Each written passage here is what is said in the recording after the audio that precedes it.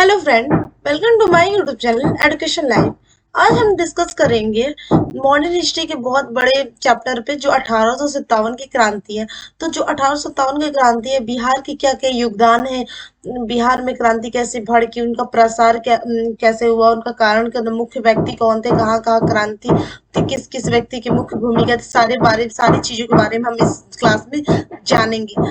जो जो 1857 के विद्रोह या क्रांति है, वो एक सेंट्रल लेवल भी पढ़ा जाता है और स्टेट लेवल पे भी पढ़ा जाता है। इसमें हम फोकस करेंगे बिहार के बारे में, बिहार में क्रांति कैसे कैसे हुई। ठीक है, तो आप मेरे चैनल को जल्दी से लाइक करें, सब्सक्राइब करें और प्लीज ज्यादा से ज्यादा शेयर करें। चलिए बिना देरी के वीडियो को स्टार्ट करते हैं। थोड़ा सा देखिए, स्टार्ट करने से पहले थोड़ा सा जो 1857 की क्रांति, तो क्रांति शब्द को समझ लेते हैं। पढ़ने से पहले थोड़ा सा क्रांति शब्द के बारे में हम समझ लेते हैं कि क्रांति क्या है। तो क्या आपको पता है कि क्रांति किसे कहते हैं? ऐसा तो बोल देता है आदमी कि हाँ क्रांति 1857 की क्रांति है ये वो। तो लेकिन ये आप लोग प्योर जानते हैं कि क्रांति शब्द एग्जैक्टली होता क्या है, क्रांति हम लोग किसे कहते हैं। तो मान लीजिए कोई भी व्यवस्था है, कि कोई भी व्यवस्था जिसमें सडनली आए हुए चेंजेस में अचानक किसी व्यवस्था में परिवर्तन हो, बड़े पैमाने में परिवर्तन हो, उसे हम क्रांति कहते हैं। ठीक है, किसी भी व्यवस्था में बड़े सडनली सडनली तो क्रांति हमेशा अचानक होने वाली चीजें है। तो क्रांति अचानक, किसी भी व्यवस्था में अचानक होने वाले परिवर्तन को हम क्रांति कहते हैं। और आंदोलन क्या होता है? तो थोड़ा सा क्रांति और आंदोलन के बारे में, तो क्रांति तो आप लोग समझ लिए, थोड़ा आंदोलन के बारे में समझिए। आंदोलन किसे कहते हैं? तो आंदोलन किसी किसी खास विषय पर होता है। जैसे कि अभी ऐसे समझिए, अभी जो हुआ था, ये आंदोलन हुआ था आरआरबी ग्रुप डी को लेके इतना हुआ था। तो आंदोलन हुआ था क्योंकि खास पॉलिटिकल चीजें के बारे में था कि हाँ मेरी मांगे पूरी कर। और जो आंदोलन होता है वो धीरे धीरे होता है और किसी खास समय। और जब आंदोलन में क्या मारपीट होता है, हाँ मारपीट होता है, लेकिन तो बड़े पैमाने पर नहीं होता है, छोटे पैमाने पर होता है। लेकिन वही बड़े पैमाने पर वो होने लगे, उसमें मारपीट होने, तो उसको विद्रोह बोलेंगे। जो 1857 की विद्रोह था, वो आगे क्या था, वो आगे हमारा वो आगे विद्रोह था। फिर धीरे धीरे वो एक उसकी व्यवस्था में, जो 1857 की विद्रोह के बाद उसमें जो बड़ा व्यवस्था में परिवर्तन हो, उसी को हम क्रांति कहते हैं।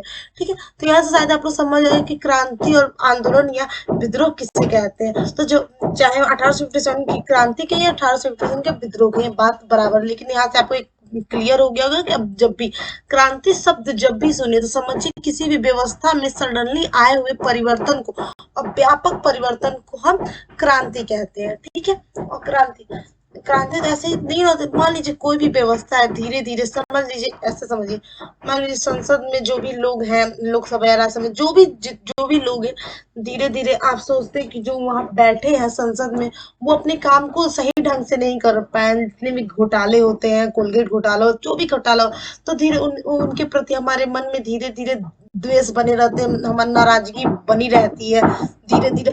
और सडनली एक जगह पे जाके सारा हम अपना भड़ास निकाल पाएंगे। इसी को जब व्यवस्था में जब परिवर्तन आएगा, उसी को हम क्रांति कहते हैं। धीरे धीरे परिवर्तन आता है, एक लंबा परिवर्तन आ रहा है। ठीक है, चलिए इतना हम लोग समझे। चलिए अब देखो, हम पढ़ ले रहे हैं, फिर आपको हम समझा देंगे।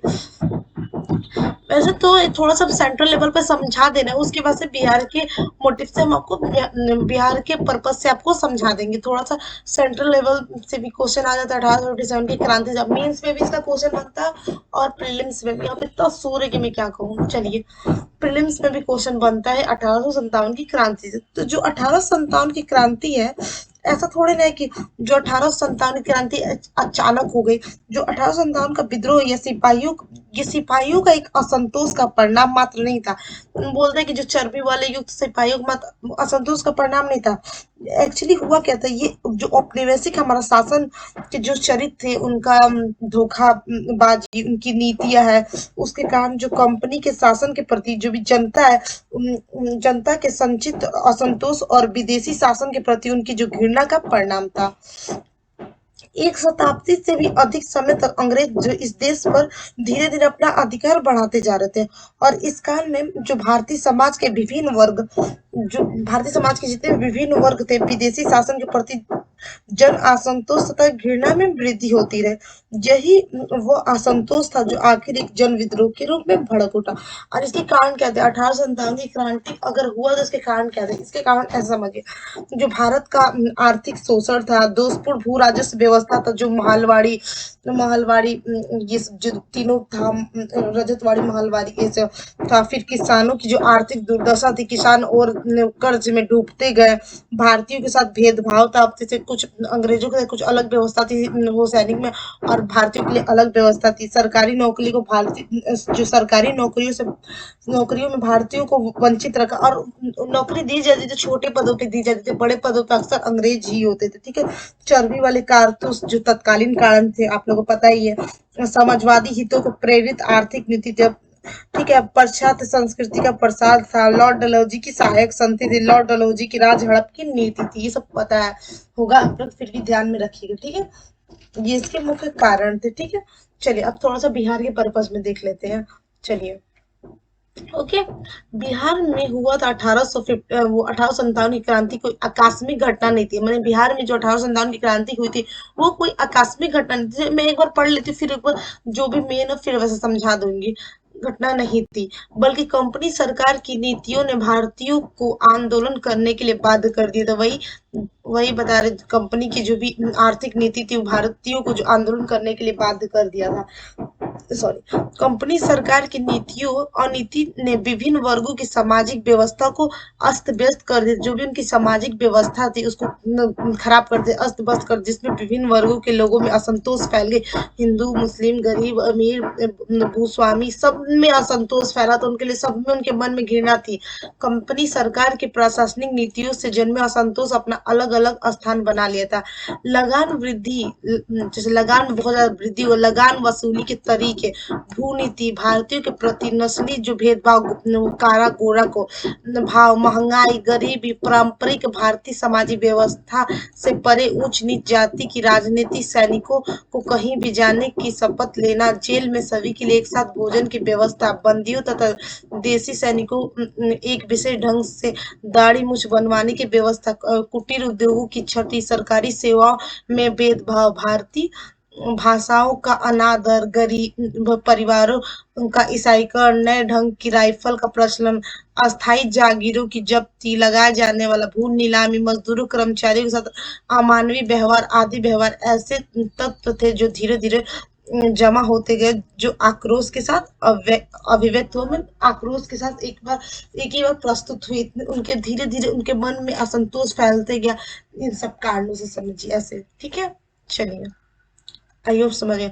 चलिए, रोहिणी में सैनिक विद्रोह, जो बिहार में एक रोहिणी जगह उसमें सैनिक विद्रोह क्या है कैसे? बिहार में पहला विद्रोह 12 जून 1857 को देवघर में था। अब पूछ सकता है कि बिहार में पहला विद्रोह कहाँ हुआ था? तो जो बिहार में पहला विद्रोह 12 जून 1857 में 57 को देवघर में हुआ था। जिले अब झारखंड के रोहिणी गांव में भारतीय सैनिकों के विद्रोह करने के साथ हुआ।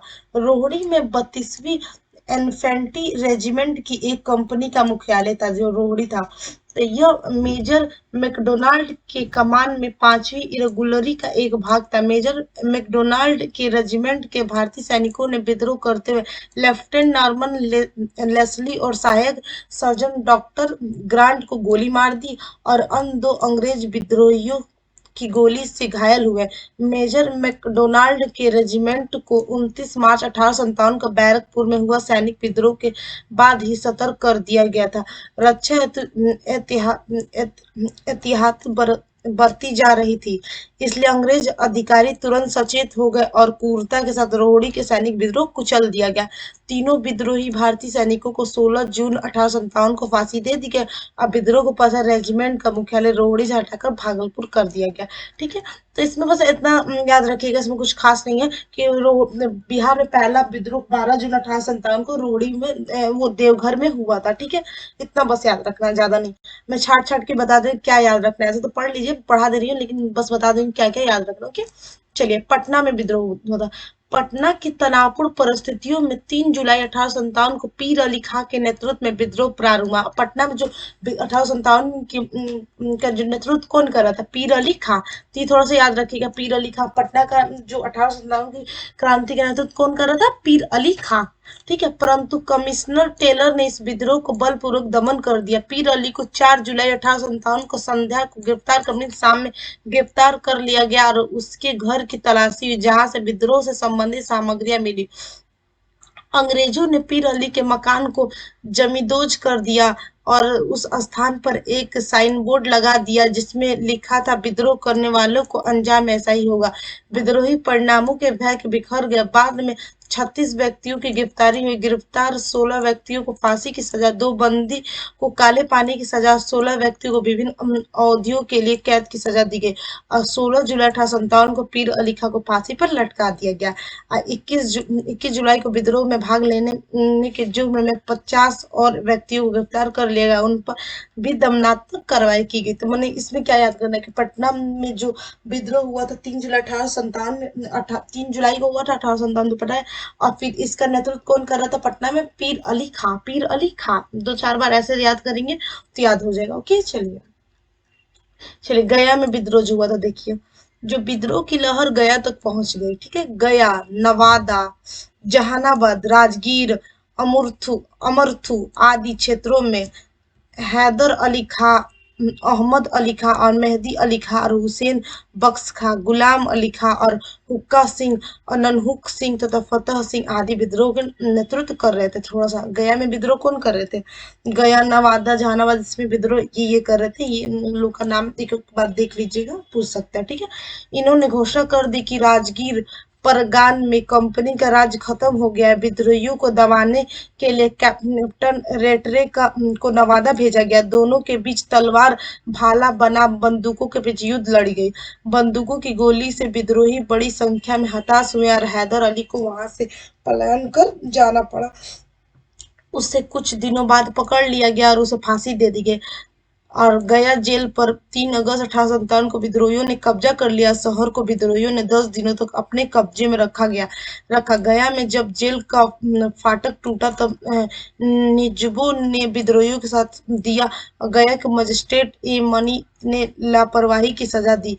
सेशन जज टाटर ने विद्रोहियों को सजा दी थी। विद्रोह के दौरान 7 मामलों में 10 सिपाहियों को सजा दी गई। इनमें 7 सिपाही प्रयाग, जीतू, रघुवीर, गुलाम अली, बाल सिंह और नजीब खां को फांसी दी गई और किशन दयाल को आजीवन कारावास की सजा हुई। अब विद्रोह में भाग लेने के कारण उनके लोगों की संपत्ति सरकार के जब्त कर ली और उन पर मुकदमा चलाया गया था। विद्रोहियों को 100 मकानों को बोली लगाकर बेच दिया गया। डिप्टी कलेक्टर मैकेंजी ने विद्रोहियों को मकानों को बेचकर इतना 47641 रुपए 5 आने वसूल किए। नवादा, जहानाबाद, राजगीर और अमरुथु तथा गया के अन्य स्थानों में विद्रोहियों को भी 16वें विधान के अंतर्गत सजा दी गई। तो इसमें कुछ ज्यादा याद नहीं करना, इतना कुछ याद नहीं करना, एक बार बस पढ़ लिया ना, एक बार बस पढ़ लिया करिए। बस यहाँ पे थोड़ा सा देख लीजिएगा कौन कौन से लोग इससे संबंधित हैं, ठीक है ना। नवादा, गया, कौन कौन से लोग इनसे संबंधित है ये बस देख लीजिएगा और कुछ नहीं है इसमें। चलिए, भागलपुर में विद्रोह देखते हैं। वो 32वीं एनआई के 2 कंपनी ने भागलपुर में 9 अक्टूबर 1857 को विद्रोह कर दिया। पूछ सकते हैं कि भागलपुर में विद्रोह कब हुआ था, क्योंकि स्टेट में ऐसे फैक्चुअल क्वेश्चन आते हैं, ठीक है। तो 9 अक्टूबर 1857 को विद्रोह कर दिया। विद्रोह की खबर से अंग्रेज अधिकारी चिंतित हो उठे। संथाल परागण क्षेत्र पर वर्चस्व बनाए रखने के लिए इस कंपनी पर भार थी। इस बीच इसी रेजिमेंट के अन्य टुकड़ी ने भी विद्रोह कर दिया। विद्रोह जत्था आगे बढ़ते हुए नवादा पहुंचे और रास्ते में इन्हें कैप्टन इंग्लिश तथा कैप्टन रेतरे की टुकड़ियों से सामना भी हुआ। विद्रोही वीरतापूर्वक लड़ते हुए आगे बढ़ते गए और डेहरी तक पहुंच गए। विद्रोही सासाराम के पास अमर सिंह की सेना के साथ जुड़ गया और गिद्धौरे के राजा जयमंगल सिंह ने घोषणा कर दिया था कि यदि विद्रोही उनके क्षेत्र में आगे आएंगे तो उन पर आक्रमण कर देंगे। जयमंगल सिंह ने विद्रोह के दौरान व्यवस्था कायम रखने में कंपनी सरकार की मदद की। बस कुछ नहीं देखना है इसमें, बस डेट याद रख लीजिएगा। छपरा में विद्रोह देखते हैं, ठीक है। छपरा तथा इसके आसपास के क्षेत्रों में मोहम्मद हुसैन खां के नेतृत्व में विद्रोह प्रारंभ हुआ। पूछ सकते हैं छपरा में विद्रोह किसके नेतृत्व में हुआ था, तो मोहम्मद हुसैन खां के नेतृत्व में था। विद्रोहियों को गोरखपुर जाने से रोकने के लिए उपाय उपाय में लग गए, परंतु विद्रोही अंग्रेज फौज से युद्ध करते हुए आगे बढ़ते गए, ठीक है। मुंगेर में विद्रोह देखते हैं। ओके।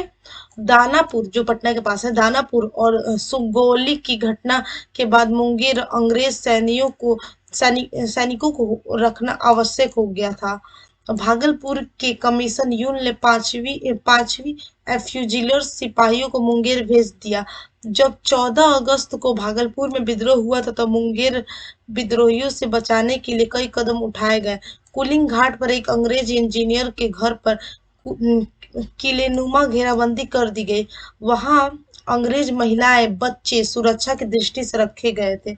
अगस्त 1857 में मोहनपुर गांव के पठान मालिकों ने कंपनी सरकार के खिलाफ विद्रोह कर दिया था। उन्हें कचहरी पर हमला बोल दिया। इस मामले पर गिरफ्तारी जून 1858 में हुई। चुल्ही खां, नाहर खां, जोरवर खां, टीका, रोहन खां, लालू गोडाइट, पोरखन चौकीदार, रूपचंद चूहा और कमला गवाला को सजा मिली। रज्जू खां मोहनपुर गांव का मालिक था।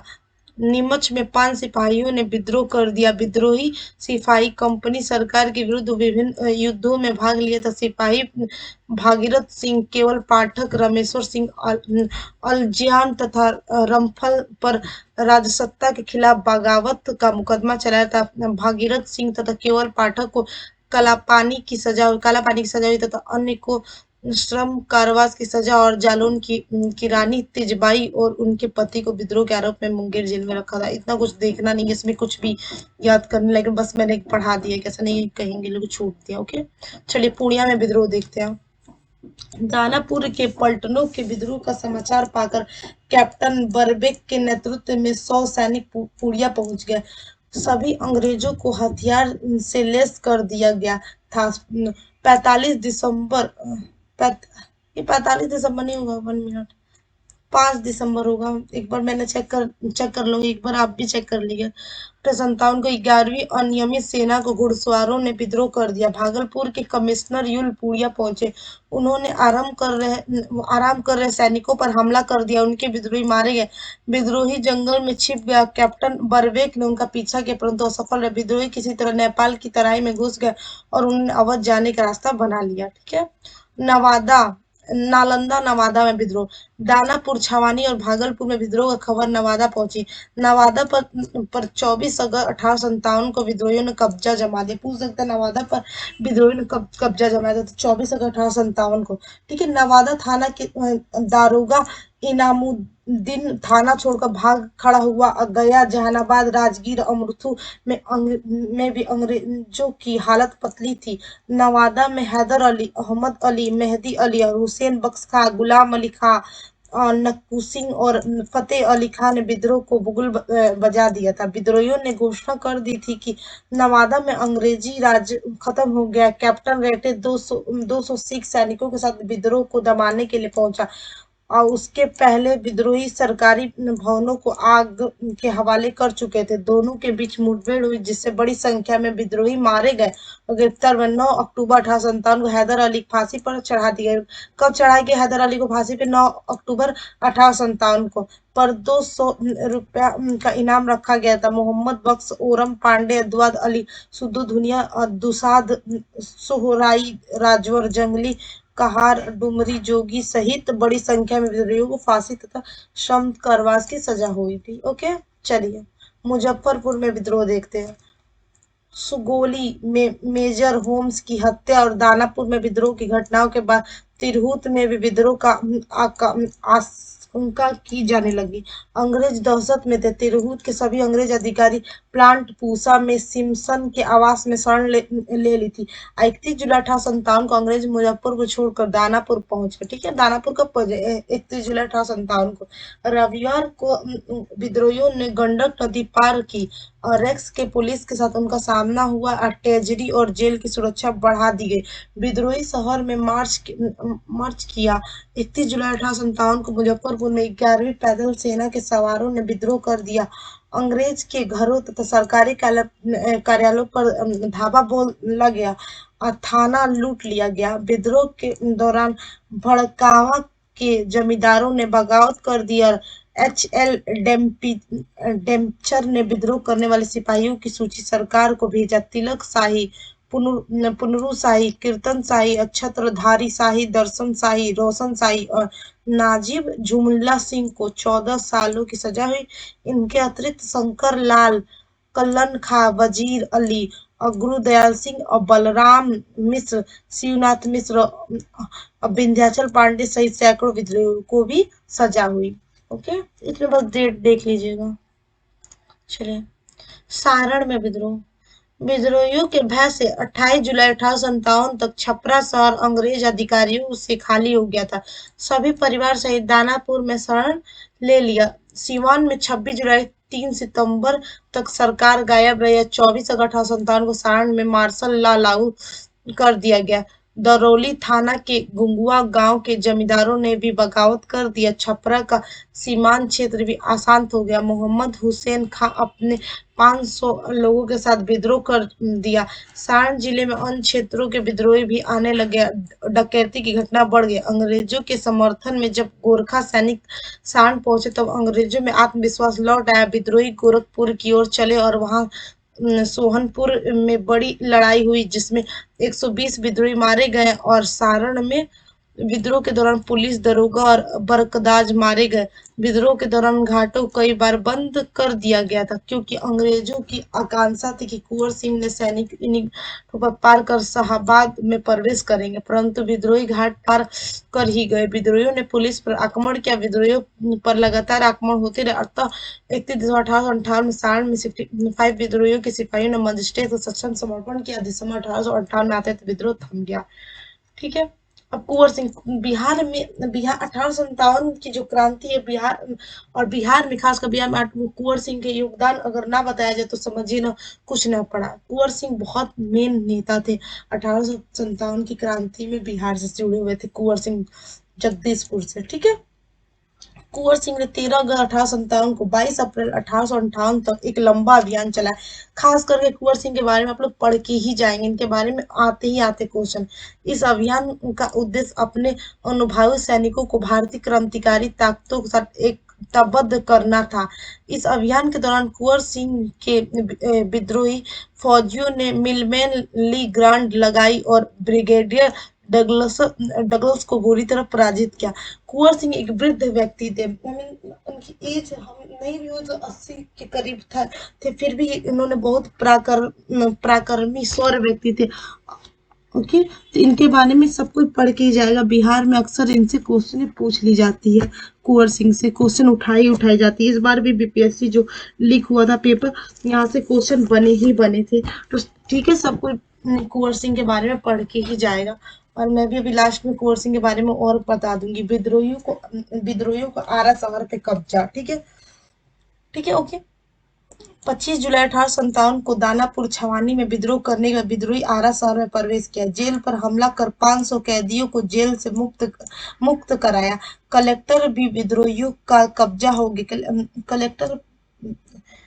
कलेक्टर पर भी विद्रोहियों का कब्जा हो गया। स्थानीय लोग विद्रोहियों का साथ देने लगे। अंग्रेज बचाव की मुद्रा में आ गए थे। वे 2 मंजिले मकान में शरण ले ली। विद्रोही ने आरा हाउस को घेर लिया। सिख सैनिक उनके बचाव में डटे थे। विद्रोही तोप से वो गोला दागते रहे। आरा हाउस में घिरे अंग्रेजों को बचाने से दानापुर सैनिकों तो आए, परंतु वह पराजित होकर भाग खड़े हुए। 27 जुलाई से 2 अगस्त 1857 तक आरा शहर पर विद्रोहियों का कब्जा रहा। तो थोड़ा सा यहाँ से यहाँ तक देख लीजिएगा। ठीक है। विद्रोहियों का सैन्य संगठन क्या है? विद्रोहियों की फौज में ये कोई खास नहीं है। कुंवर सिंह रीवा में। कुंवर सिंह का रीवा पहुंचते कर्नल हाइडेंड और राजा रघुनाथ सिंह भाग खड़े हुए। विद्रोही फौजियों ने कई अंग्रेज पदाधिकारियों को कैद कर लिया। 50वें बटालियन ने विद्रोह कर कुंवर सिंह के साथ मिल गया और जबलपुर में वो 15वें बटालियन ने विद्रोह का बुगल फूंक दिया। ओके, थोड़ा सा हम कुंवर सिंह के बारे में थोड़ा समझ लीजिए क्योंकि कुंवर सिंह से हम क्वेश्चन आते ही आते हैं। ओके, थोड़ा सा आप लोग कुंवर सिंह के बारे में बता देती हूँ, वहां से आप याद कर लीजिएगा। नहीं तो नेक्स्ट क्लास में मैं एक कुंवर सिंह के बारे में ला दूंगी, लेकिन फिर भी 1 मिनट। जो कुंवर सिंह थे,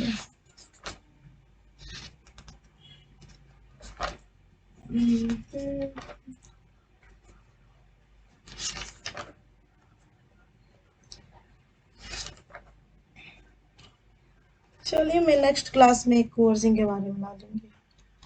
तो यहाँ पे हमारा क्लास खत्म हुआ, तो आप पढ़ते रहिए इसी तरह।